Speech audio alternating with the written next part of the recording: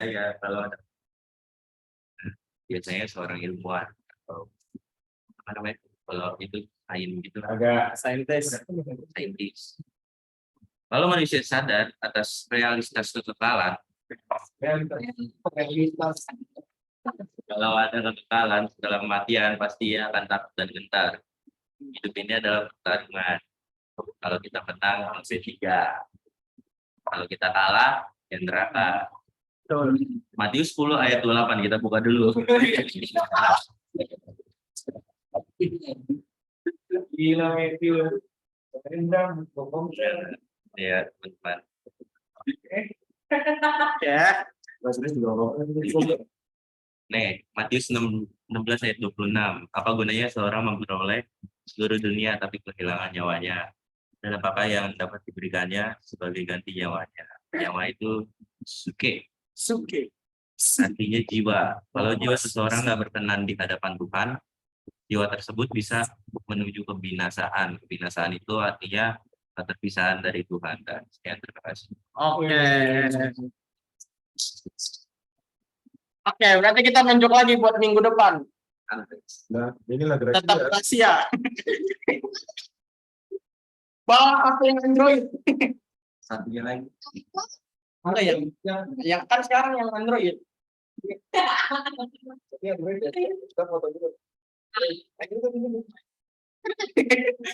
Siapa lagi itu? Gracia sama Jenny. Oke. Kita lanjut ya guys ya, bentar. Kan terakhir kan kita bahas ya tentang sebenarnya ada realitas yang namanya kekekalan. Sebenarnya kekekalan itu beneran ada, tapi ya emang susah untuk dibuktikan karena kan nggak ada ya orang yang habis mati terus bangkit lagi. Walaupun ada kan dikit dan susah untuk dipercaya gitu loh. Yang katanya yang mati suri ngeliat ada surga, ngerasain surga. Tapi buat dipercaya susah untuk masuk logika lah ya. Untuk masuk logika kita. Kita semua tahu nih, kalau misalnya manusia itu adalah makhluk yang kekal. Sebab manusia itu diciptakan segambar dengan diri Allah. Dengan diri Tuhan Yesus. Kita itu segambar. Gambar bahasa aslinya? Sebesar. Salam. Yang artinya, unsur-unsur yang ada di diri Allah juga ada nih di diri kita. Ketika manusia diciptakan, pada kita itu Tuhan mengembuskan nafas hidup ke dalam diri kita. Nah, yang dihembuskan ini nih, yang membuat kita menjadi makhluk kekal, yang sama kayak Allah. Benar yang kata Matthew, nggak ada fakta yang lebih dahsyat daripada fakta bahwa manusia itu adalah makhluk yang kekal. Karena fakta ini, makanya Tuhan Yesus itu pernah berfirman nih, di Matius 16 ayat 26. Yang tadi. Apa gunanya seorang memperoleh seluruh dunia tapi kehilangan nyawanya? Dan apakah yang dapat diberikan sebagai ganti nyawanya? Kata nyawa kan di situ bahasa aslinya, teks aslinya itu suke. Yang artinya jiwa. Inilah sel manusia. Ini yang nyawa itu nunjukin tuh yang pikiran, perasaan, kehendak yang dimiliki oleh manusia.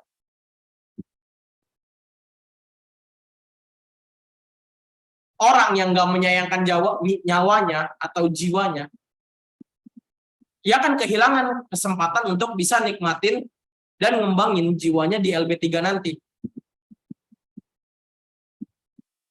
Karena orang yang nggak menyayangkan nyawanya, jiwanya akan terbelenggu di kegelapan abadi, dibelenggu oleh iblis.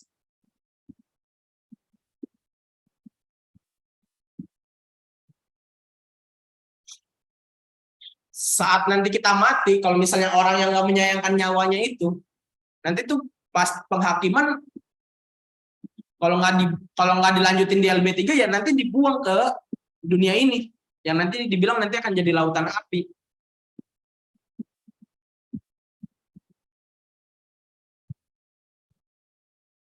Mati itu bukanlah kayak waktu seorang keadaan saat kayak tidur gitu ya. Setelah mengalami kematian secara jasmani, manusia setelah yang ini ya, setelah mati secara jasmani, manusia itu akan ngalamin yang namanya kesadaran kekal. Kesadaran kekalnya itu nih yang nanti nuntun. Kalau nggak dia sengsara kekal, kalau nggak dia bahagia kekal. Kenyataan ini ada ditulis nih di Daniel 12 ayat 2, kalau nggak di Wahyu 20 ayat 13 sampai 15. Oleh karena itu kita harus ngerti nih, kalau misalnya kayak dibilang Alkitab, bila satu jiwa bertobat maka malaikat di surga pun bersuka cita. Kan ada ya? Ada yang pernah dengar nggak? Satu jiwa bertobat itu lebih penting daripada 99 orang yang tidak perlu pertobatan lagi. Karena saat satu orang itu ya, kita nanti akan bersama-sama nih di LB3.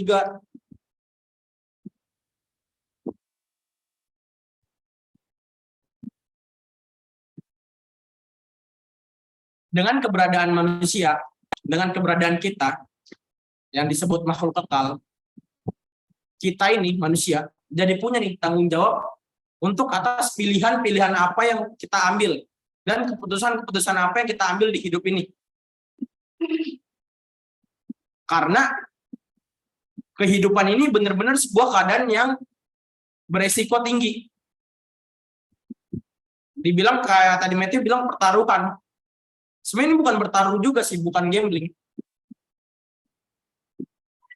Sebab manusia kalau misalnya udah mati, nanti diperhadapin ya, kalau nggak surga kekal, neraka kekal. Kalau nggak bahagia kekal ya, nanti kita masuk ke sengsara kekal. Harusnya dengan kesadaran kita ada faktanya, kesadaran kekal setelah kematian, kita harusnya bisa nih berhati-hati dalam menjalani kehidupan kita ini.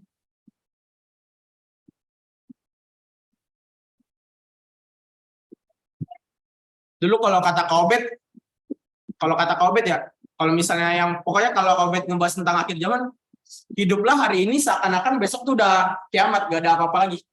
Pasti kan kita kalau misalnya tahu hidup kita cuma sisa hari ini, kan kita akan ngelakuin yang terbaik ya buat diri kita. Saat kita ngelakuin yang terbaik, kita waspada, kita pengen kayak, oh kalau misalnya kita hidup terakhir, pasti kalau ada orang susahnya pasti kita bantuin lah dengan segala uang yang kita punya lah. Pengenlah kita masuk surga. Ya tapi jangan bodoh-bodoh juga. Nanti kita ngabisin uang buat sekarang, besok gak makan kita, malah mati gara-gara itu kita.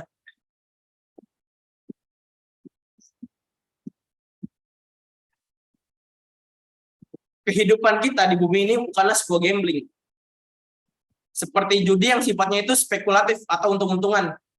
Kalau misalnya gue hari ini pengen nakal, gue ngapain yang nakal. Kalau besok gue pengen masuk surga, bisa berubah jadi baik aja biar masuk surga. Gak kayak gitu. Hidup kita ini bukanlah sebuah judi yang bisa kita pilih nih, untung-untungan mana, untungan ini atau untungan itu. Dan masuk ke dalam surga bukanlah sebuah keberuntungan. Dan masuk ke neraka ya bukan sebuah kecelakaan.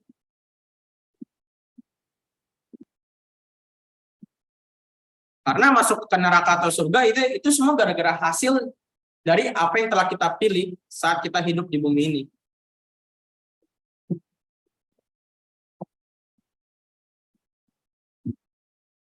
Jadi kalau misalnya orang dibilang masuk surga atau masuk neraka, nanti sesuai untung-untungan, nggak ada yang kayak gitu. Semua pasti diperhitungkan sama Tuhan apa yang kita ambil di hidup ini. Kayak misalnya pilihan ada waktu mau komsel atau nggak komsel, pilihan buat ngebantu teman atau nggak ngebantu teman, kalau ngeliat pengemis kita lewatin atau dibantuin. Semua pilihan itu nanti nih ada dihitung di buku kehidupan kita. Itu yang nanti jadi pertimbangan kita akan masuk nih ke surga atau neraka.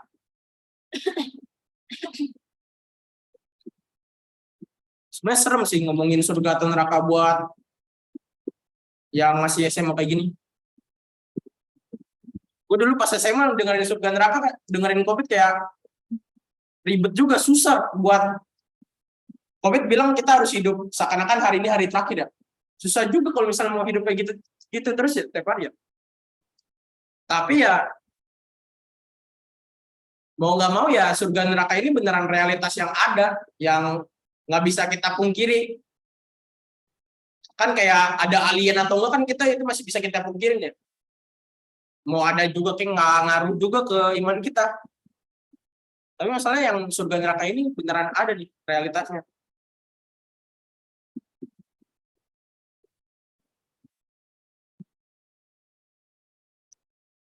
Setiap orang dalam hidupnya harus menetapkan apakah ia akan bersama dengan Tuhan dalam kekekalan atau terbuang dari hadiratnya selama-lamanya di kegelapan abadi.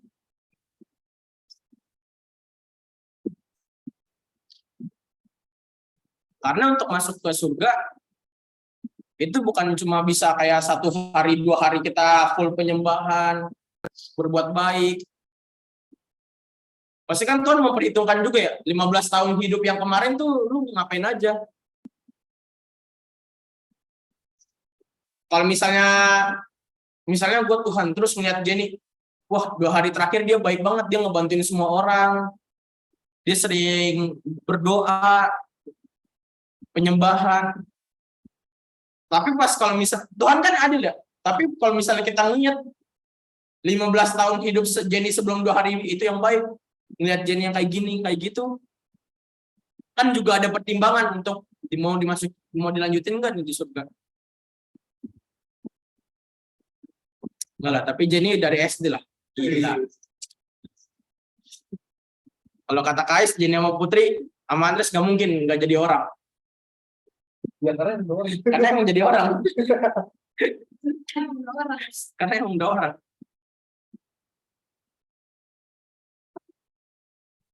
Jadi kodok, kata Karin.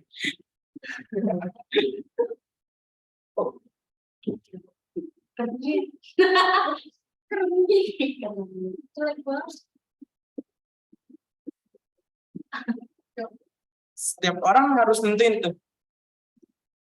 Mau hidup bersama Tuhan dalam kekekalan atau terbuang dari hadirat selama-lamanya atau dibilang masuk neraka.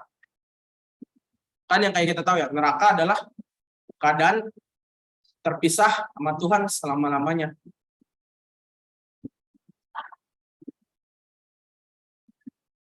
Orang yang mengabaikan fakta ini adalah orang bodoh yang tidak berakal.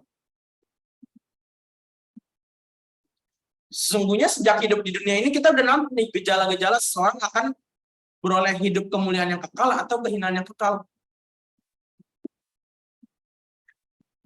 Dari kita kecil pas sekolah minggu pasti kan udah diajarin ada yang surga, ada neraka.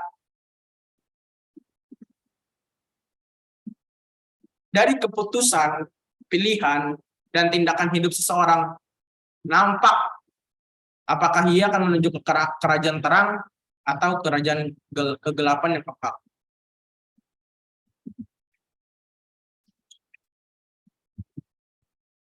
Kalau mau dibilang hidup di bumi ini tuh cuma hidup trial, hidup pencobaan doang di hidup ini. Dari hidup di bumi ini kita nanti akan dihakimin. Kita tuh bisa dilanjutin nggak sih di surga? Kita tuh bisa nggak dilanjutin? Kalau waktu itu Leon pernah bikin di PA tuh namanya School of Life. Hidup kita di bumi ini cuma pembelajaran nih. Biar kita tuh sebenarnya lulus gak sih masuk surga? Atau nanti kita nggak lulus bakal masuk neraka?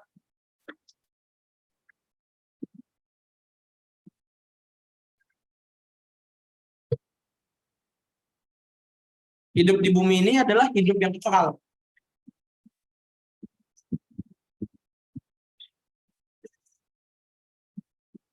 Pemahaman hidup di bumi adalah hidup yang kekal, ada karena kenyataan bahwa manusia itu diciptakan oleh Tuhan dalam keadaan yang sangat dahsyat.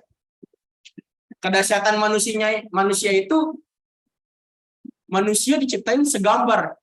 Kita bisa menjadi mirip dengan Sang Pencipta kita.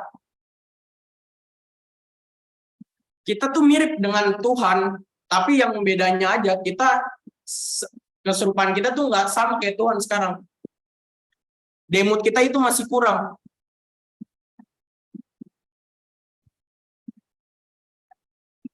Kan kalau kita buka ya di Kejadian 2 ayat 7, Allah mengembuskan nafas hidup. Bahasa aslinya di situ kan nismat haim. Itu tuh yang membuat manusia jadi kekal. Manusia jadi punya jiwa, pengertian. Jadi punya selem. Pikiran, perasaan, dan kehendak. Manusia bebas buat mikirin apapun. Manusia bebas buat merasakan apapun. Dan pada akhirnya nanti dari pikiran perasaan itu manusia bebas untuk berkehendak apapun. Kalau misalnya yang pikiran Gracia sekarang mampunya, kalau misalnya karena Gracia kalau misalnya ngeliat ada yang kayak pengemis jalan gitu kan kasihan ya. Terus dari pikiran itu Gracia merasa kasihan, harus dibantu deh. Baru nanti muncul nih kehendak yang muncul gara-gara pikiran perasaan itu.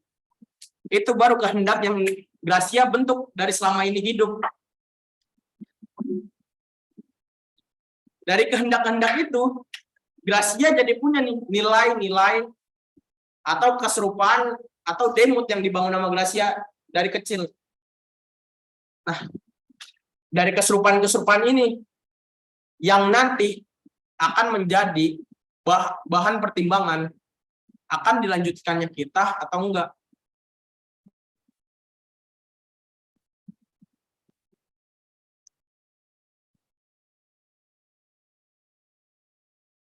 Justru sebenarnya pemberian kehendak bebas ini sungguh beresiko gede.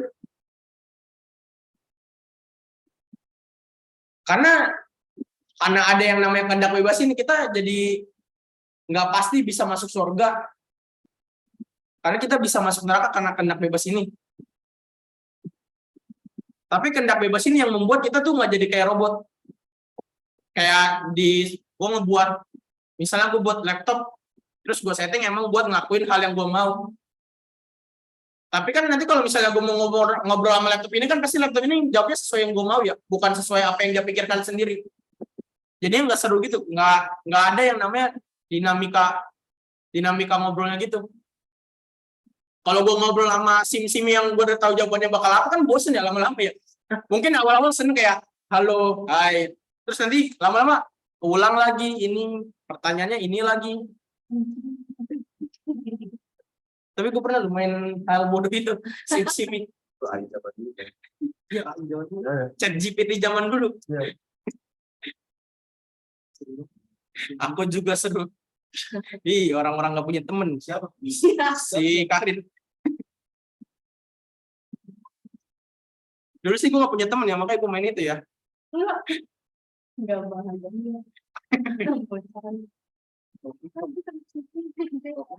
Mana? Ayo itu kan. Dari zaman Teman-teman juga dulu. dari zaman di BBM coy. Gila. Zaman gue kapan ya? SD ya? Gue TK ya. Anjay. Dari sini. Waduh. Iya, iya. Kan sim baru keluar pas SMP Pak. Tapi waktu itu hype-nya gede sih sim.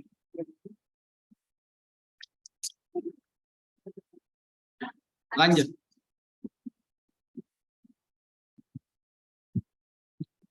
Manusia diperhadapkan kepada surga kekal atau neraka kekal. Yang dimana dimaksud kemungkinannya itu kita tinggal dalam persekutuan dengan Tuhan di keabadiannya atau tinggal bersama dengan musuh Allah yaitu iblis di keabadiannya iblis.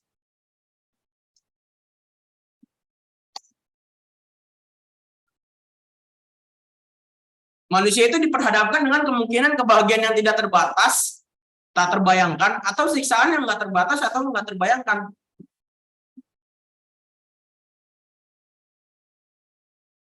Maka dalam hidup manusia hari ini, manusia berdosa pun diberi kesempatan untuk bertobat dan berbalik kepada Tuhan. Untuk bisa diperbaiki nih. Yang diperbaiki apa ya? Karakternya, wataknya, pikiran perasaannya. Sampai nanti kehendaknya itu sama nih, sempurna seperti apa yang Allah kehendaki.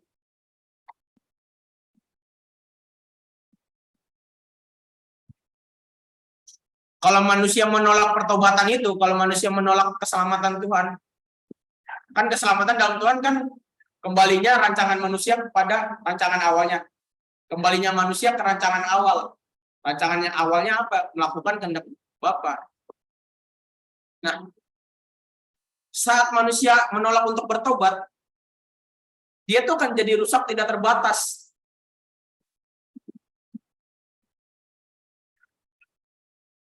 Bagi manusia yang mau bertobat dan dimuridkan, diproses pada kebaikan, yaitu akan disempurnakan. Yang disempurnakan itu karakternya, pikiran perasaannya. Jadi sama seperti Tuhan. Kalau misalnya manusia udah jadi sama seperti Tuhan, ya pasti nanti akan dilanjutin nih di LB3 nih. Di langit baru, bumi baru. Kan kalau misalnya kata Covid kan ada ya orang yang nanti di sana tuh mengatur dan jadi masyarakat biasa. Jadi anggota kerajaan, kalau nggak jadi masyarakat biasa. Sebenarnya nanti di realitas surga juga nanti akan ada nih kayak orang yang lebih paham banyak tentang ini nanti juga ngatur jadi ngajar di sana. Sebenarnya proses belajar atau mengajar tuh nggak berhenti di bumi ini doang, masih lanjut juga di sana. Tapi ya bedanya yang di sana ya yang ngajar ya yang wawasannya udah lebih. Nggak mungkin wawasan yang lebih rendah ngajar yang wawasan yang udah lebih tinggi, nggak bakal masuk. Yang ada yang wawasan yang lebih rendah yang diajarin.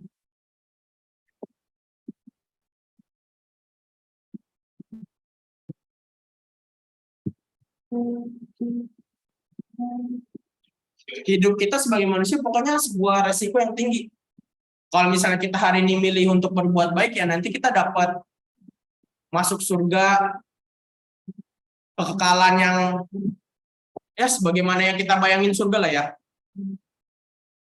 Ada manis,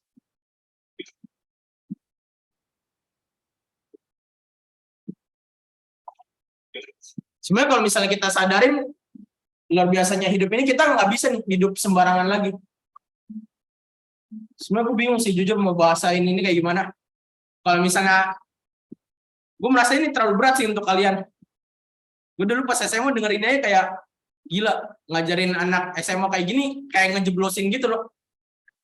Kalau misalnya kalian udah tahu kan sebenarnya Covid pernah ngomong sebenarnya kalau misalnya ikut komsel tuh kayak sebuah jebakan. Lu mau ikut Tuhan 100% atau enggak nih? Karena kita udah tahu nih realitas ini nih. Tentang surga neraka, kalau misalnya kita ngelakuin yang salah, ya udah kita pas nanti bakal masuk neraka. Kalau kita ngelakuin yang benar ya nanti imbalannya kita masuk surga.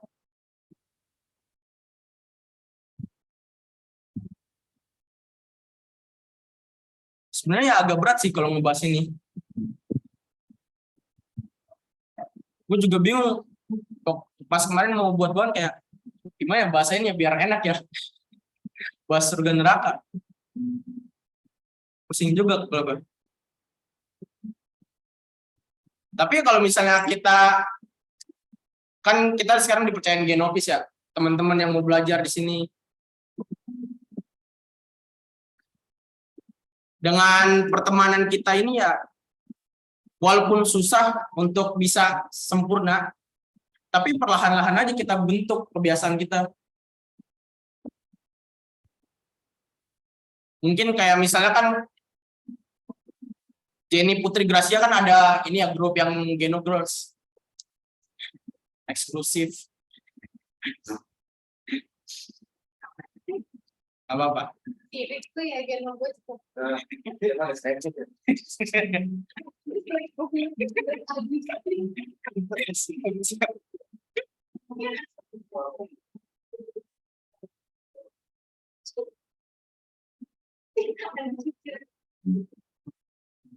Ya dengan kebiasaan kita berteman dengan orang yang mau belajar benar juga kan nanti ada ya renungan-renungan tiap hari. Kalau enggak misalnya Jenny lagi sebel nih terus curhat ke Putri ngomong kan tapi kan nggak boleh kayak gitu Jen, nanti Jenny kepikiran.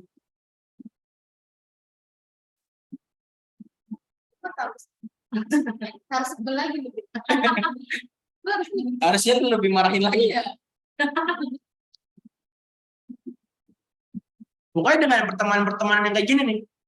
Dulu gue juga nggak nyangka bisa sampai kayak gini. Dulu kan gue cuma bocah SMA yang pengen ini dong ya, pengen punya teman. Dulu jujur alasan gue pengen masuk cow ya, gue pengen punya teman aja kayak, oh pengen punya kegiatan lah, gue pengen punya kesibukan. Gue dulu kayak cuma sibuk ngapain ya, sekolah doang, sekolah pulang, main HP, udah tidur pulang. Nyampe rumah pokoknya gitu-gitu aja ngulang-ngulang. Terus gue kayak ngerasa kayak nambah kesibukan sehari di hari Rabu kayak nggak apa-apa deh. Gue ikut caw. Terus makin lama diajak ke ibadah Sabtu kan. Terus kayak ngerasa seru juga. Terus gue ikut hari Sabtu nambah. Ya sampai sekarang gue kalau misalnya tiap hari kalau bisa ketemu ya gue lebih baik ketemu gitu loh.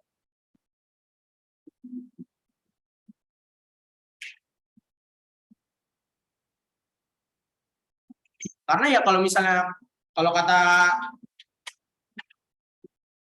kata Kais tuh sehari kita nggak mikirin firman tuh ya nanti apa yang fondasi yang udah kita bentuk tuh lama-lama bisa hancur. Dulu tuh ada perumpamaan tuh kayak yang gelas isi ampas kopi. Gelas isi ampas kopi kan kalau misalnya dialirin air terus kan bisa ya kopinya ngangkat semua, keluar semua. Tapi itu butuh waktu yang lama nih. Apa yang dari gelas bening itu yang awalnya di bawahnya ampas kopi hitam ngendep jadi keluar semua kan butuh waktu yang lama ya. Harus dialirin air terus. Itu airnya itu anggapnya kebenaran firman yang masuk ke dalam diri kita. Tapi sehari aja kita nggak mikirin firman, nanti ada nih pengertian-pengertian yang buruk masuk ke kita. Ampas kopinya nanti muncul lagi. Akan ada lagi di gelas itu. Gelasnya nggak jadi bening lagi. Terus padahal waktu buat kita ngebuang semua ampas itu udah lama ya. Karena kita nggak dengerin kebenaran sehari aja, kita ada pengertian yang buruk masuk nih. Menjiwa dalam diri kita. Jadi ada lagi nih ampas kopi itu. Gelas yang kita bentuk yang awalnya udah jadi bersih lagi, jadi kotor lagi.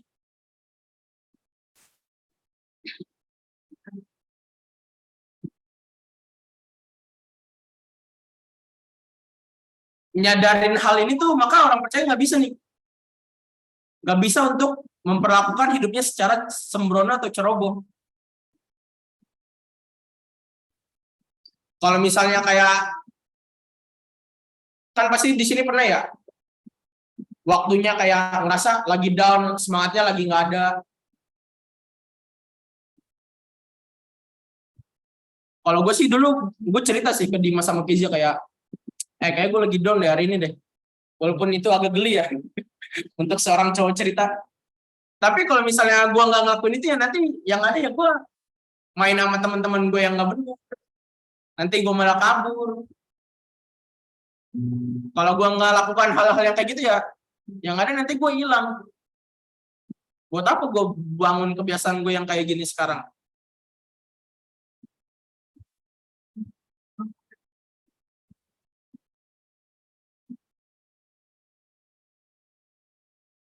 Makanya Rasul Paulus itu pernah ngomong di Efesus 5 ayat 15 sampai 17. Kita buka.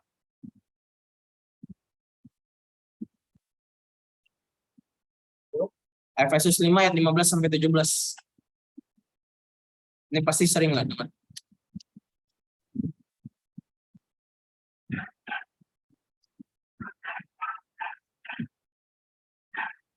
Kalian bisa searching juga.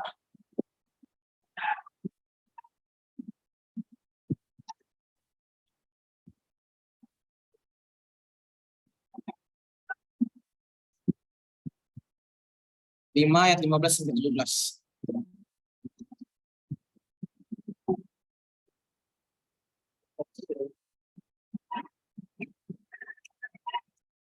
Oke. Gue bacain ya.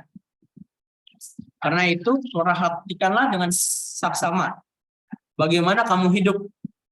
Janganlah seperti ibu orang bebal, tetapi seperti orang arif. Dan pergunakanlah waktu yang ada. Karena hari-hari ini adalah jahat. Sebab itu janganlah kamu bodoh, tapi usahakanlah supaya kamu mengerti kehendak Tuhan.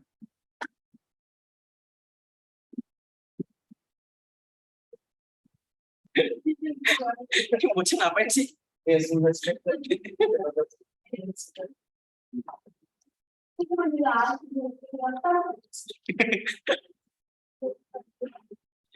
Ini ya, ini kita bahas singkat, beda singkat ya. Orang buat tuh di situ tuh pakai bahasa asli asopos. Dari dua kata, a sama sopos. Kalau a itu tidak, sopos itu ya berpengetahuan. Orang arif di situ sopos.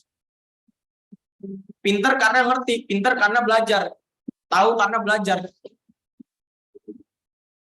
Sebenarnya mau ditekan di sini yang ayat 16-nya yang dan pergunakanlah waktu yang ada. Karena hari-hari ini adalah jahat. Kata hari-hari itu di situ tuh coba kalian buka. ganti baju.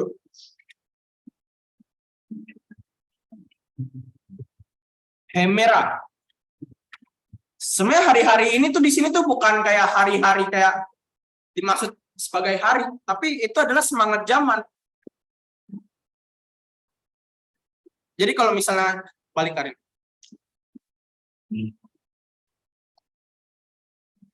Kalau kita ganti ya, dan pergunakanlah waktu yang ada, karena semangat zaman ini tuh sekarang lagi jahat, semangat zaman dunia saat ini lagi jahat. Kalau misalnya kita nggak maksa diri kita buat belajar ya, yang ada kita bodoh nanti, kita jadi jahat. Kan perumpamannya sama ya. Kalau misalnya lu mau pintar belajar, kalau lu nggak mau, kalau lu mau bodoh, kalau usah belajar juga otomatis bodoh. Ya sama kayak gini. Kalau misalnya lu mau jadi baik, kalau lu mau jadi benar ya belajar firman, renungin. Kalau misalnya hari ini ada paranoia ya udah kita dengerin, kita renungin, kita tulis ulang apa yang kita dapat. Kalau misalnya kita nggak maksain, kayak diomongin di sini, karena hari-hari ini adalah jahat. Semangat zaman dunia ini tuh jahat sekarang. Banyak cara iblis untuk membuat anak Tuhan tuh nggak jadi kayak anak Tuhan.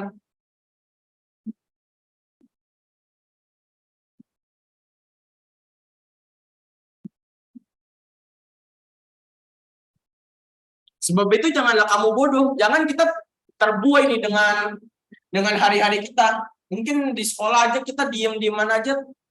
Kan kadang teman-teman sekolah juga banyak ya, pengaruh-pengaruh buruk juga ya. Kita diem-diem aja terus lama-lama kita jadi mirip. Kalau kita nggak ngelawan, kita yang dilawan oleh semangat zaman dunia ini.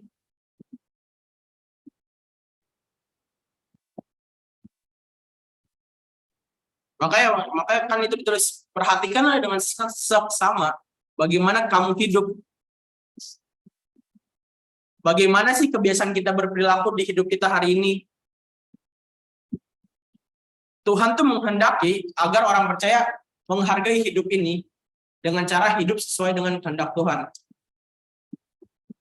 dan berjalan dengan Tuhan.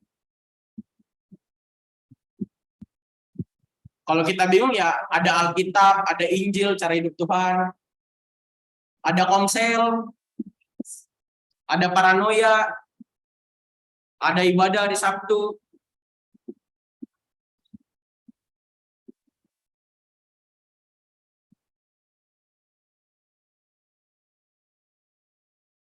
Alkitab yang akan menuntun orang percaya kepada jalan yang benar, kepada jalan untuk bisa berjalan dengan Tuhan. Jadi perlu kita sadari nih kalau misalnya hidup kita ini sebuah resiko yang tinggi. Kalau misalnya kalau kita nggak mengusahain ya otomatis nanti kita bakal masuk neraka. Kalau mau kita usahain berjuang bareng ya nanti kita bisa masuk surga. Amin. Ada yang mau nanya?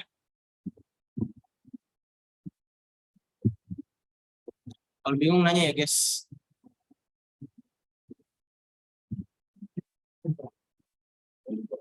Takutnya nggak paham.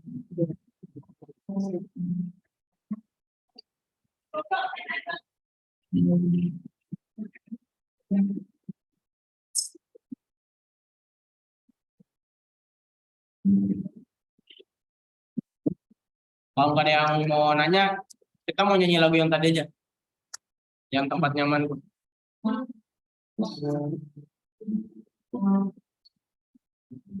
Kita mau nyanyi lagu dari apa?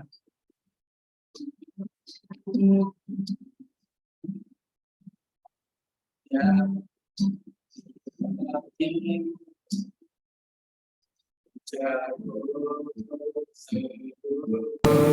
Di dalammu menikmati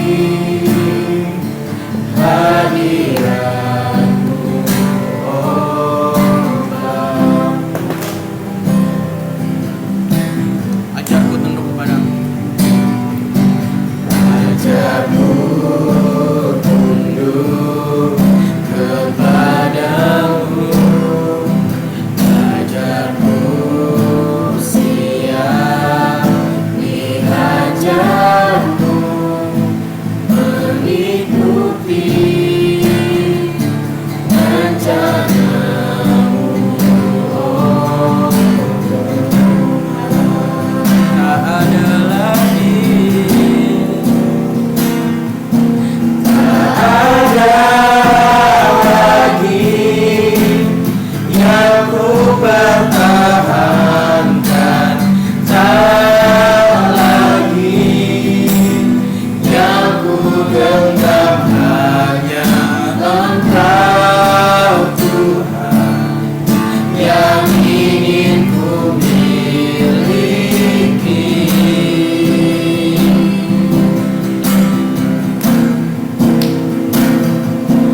Tak ada lagi yang kan ku rindukan selain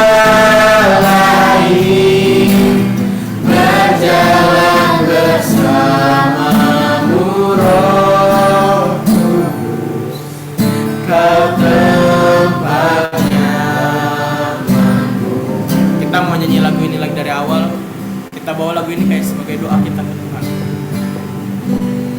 Ajarku diam di kakimu, ajarku teduh di dalammu, menikmati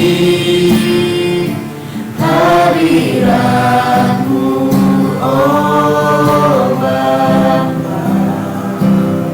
Ajar kami tunduk padamu. Ajarku tunduk kepadamu, ajarku siap diajarmu, mengikuti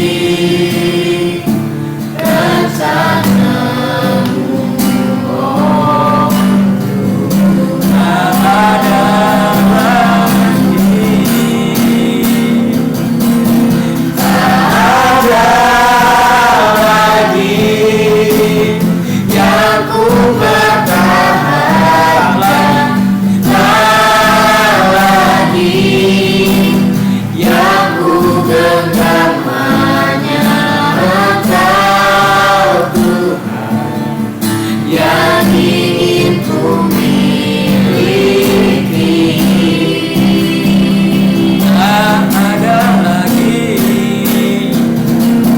tak ada lagi yang kan ku rindukan selain berjalan bersamamu, Roh Kudus. Kau tempat nyaman. Selain berjalan bersamamu, berjalan bersamamu, Kau tempat nyamanku. Berjalan bersamamu, Kau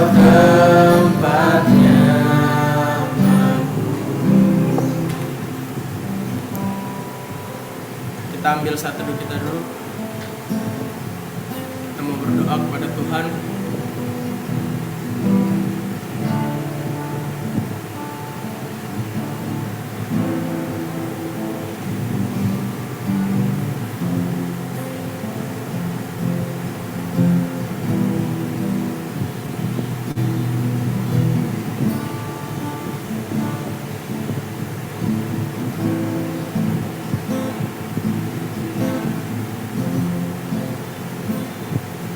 Terima kasih ya Bapak atas kesempatanmu kali ini ya Bapak. Kiranya hari ini kami bisa mendengarkan sebagian dari kebenaran firman-Mu. Kalau misalnya esok masih menjadi bagian dari hidup kami, Kau tuntun terus kami ya Bapak menurut jalan-Mu, seturut dengan apa yang Kau kehendaki kepada kami. Terima kasih ya Bapak. Kami juga berdoa untuk Andres dan keluarga yang telah menyediakan tempat untuk kami di sini. Kau berkati selalu ya Bapak dalam segala. Terima kasih ya Bapak. Kami serahkan hidup kami ke dalam tangan-Mu. Hanya di dalam nama-Mu kami berdoa dan mengucap syukur. Haleluya. Amin. Amin. Shalom. Terima kasih semua.